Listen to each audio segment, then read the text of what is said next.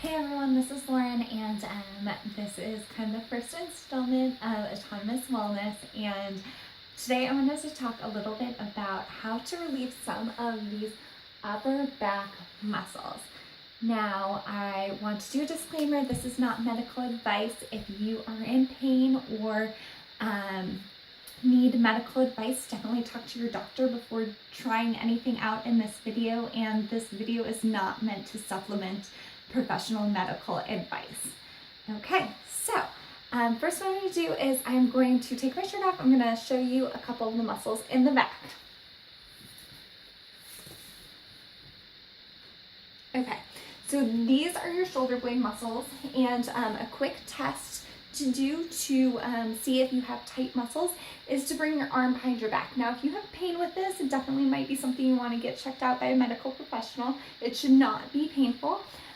But what you can see is back here, your shoulder blade is going to come off of your spine. You can kind of stick a finger back here, and that is good. That's what it's supposed to do. Now, if you look at both of my shoulders, look at me from this side, you can tell that I first can't get my arm that far up my back, and also you can see that my shoulder goes forward.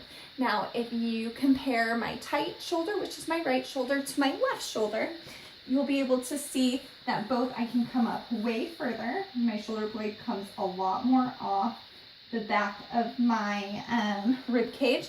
And then also when my arm is back here, it's much more flush versus when I do this side, it really caves forward, and that's because of tightness.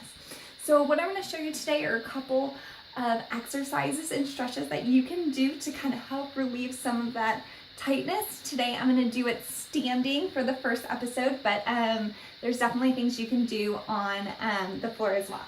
So the first thing you're going to need is a tennis ball, or if you don't have a tennis ball, a lacrosse ball also works.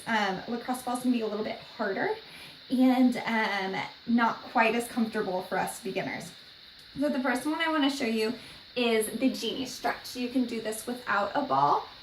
What you want to do first is put your tight shoulder, so it's going to be my right shoulder, and I'm going to bring it underneath. Now you want to make sure that the arm is fully underneath the left arm, and you're going to tuck your fingers over your right elbow. Again, you can see that I can't go up because my elbow is in the way. Bring your shoulders down and go ahead and pull away from your shoulder. Now I can feel a nice stretch in the back of my shoulder right through here where it typically gets tight. That's a great stretch just to do. Hold it for 30 seconds, things like that. Now, one of my favorite things to do is actually put the tennis ball kind of right in this whole area. The great thing about this is you can't really do it wrong. So what I'm going to do is I'm going to kind of put it back there, give myself a nice hug, kind of bend my knees. I want a little bit of play. Do the Genie stretch, give it a little bit of a pull, and kind of roll out. Oh yeah, right there. That's kind of where I'm having the most tightness, and it's going to be a little bit uncomfortable. I'm going to get my poker face on for you guys. So you're going to hold it there. You can kind of just kind of relax into it. That pain you feel is likely a trigger point, and one of the best ways to get rid of that is through sustained pressure. You can take some deep breaths into it.